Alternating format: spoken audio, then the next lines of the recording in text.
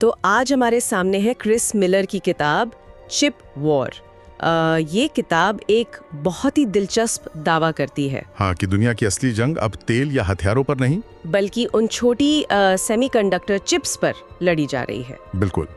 ये छोटे से दिखने वाले चिप्स असल में वैश्विक शक्ति, टेक्नोलॉजी, यहाँ तक कि अर्थव्यवस्था का भविष्य तय कर रहे हैं। तो आइए इसी जटिल दुनिया को थोड़ा समझने की कोशिश करते हैं आज। जरूर।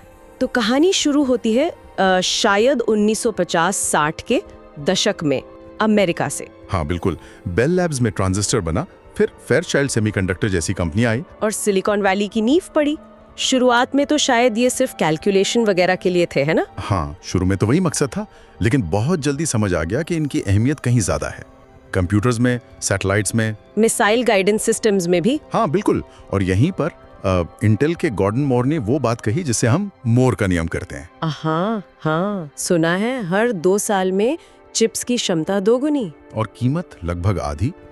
ये सिर्फ एक भविष्यवाणी नहीं थी, ये इंडस्ट्री के लिए एक लक्ष्य बन गया। और इसी रफ्तार ने डिजिटल क्रांति को हवा दी। कमाल है। हाँ, लेकिन इसने एक भयंकर तकनीकी दौड़ भी शुरू कर दी। अच्छा, अमेरिका ने चिप डिजाइन में तो अपनी पकड़ बनाए रखी, जैसे इंटेल, एनवीडिया आज भी बड़े नाम है। बिल्कुल, डिजाइन में तो वो लीडर रहे, पर मैन्युफैक्चरिंग मतलब चिप बनाने का काम वो धीरे धीरे एशिया चला गया। ऐसा क्यों हुआ? इसके कई कारण थे। एक तो लागत कम करना था, एशिया में लेबर सस्ता था, नियम थोड़े आसान थे शायद।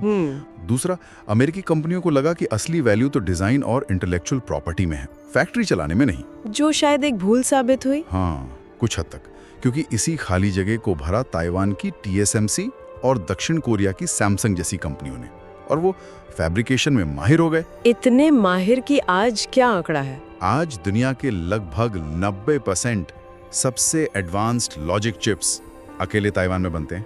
90%? ये तो मतलब पूरी दुनिया की टेक्नोलॉजी सप्लाई एक द्वीप पर निर्भर है। हाँ बिल्कुल। सोचिए, अगर ताइवान में कोई संकट आ जाए, कोई भूकंप या फिर राजनीतिक तनाव, तो स्मार्टफोन, कंप्यूटर, डेटा सेंटर, गाड़ियां सब ठप। एक झटके में। ये एक बहुत बड़ी वल्नरेबिलिटी है। और जाहिर है चीन इस बात को समझता होगा। बिल्कुल।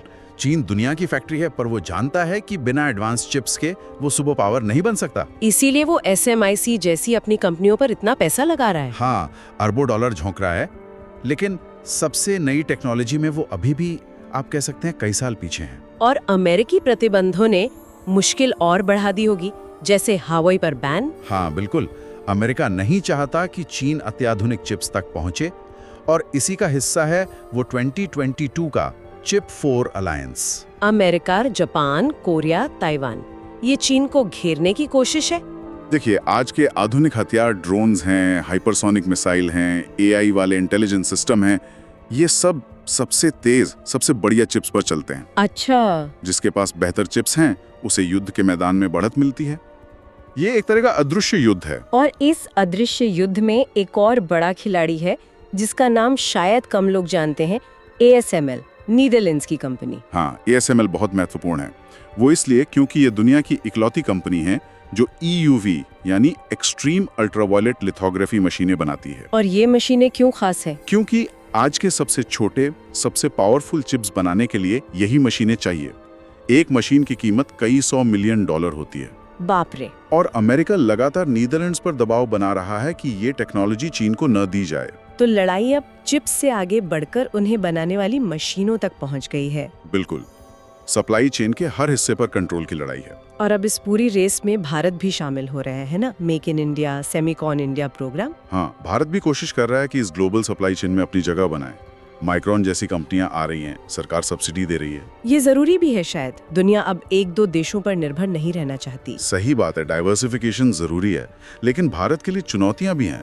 इंफ्रास्ट्रक्चर तैयार करना, स्किल्ड लोग चाहिए, और इस इंडस्ट्री में लगातार बहुत भारी निवेश लगता है। और एक और बात, चिप बनाने के लिए जो रेयर अर्थ मटेरियल और खास केमिकल्स लगते हैं, उनकी सप्लाई भी कुछ ही देशों के हाथ में है।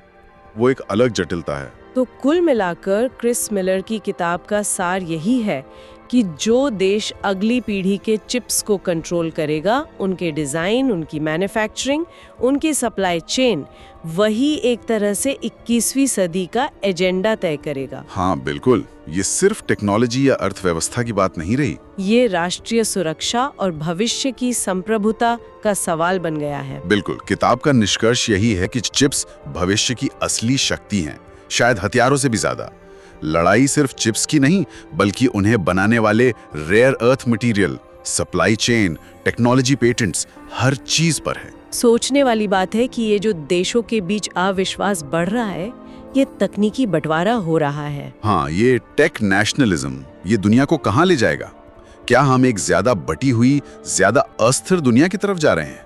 ये सवाल किताब छोड़ जाती है।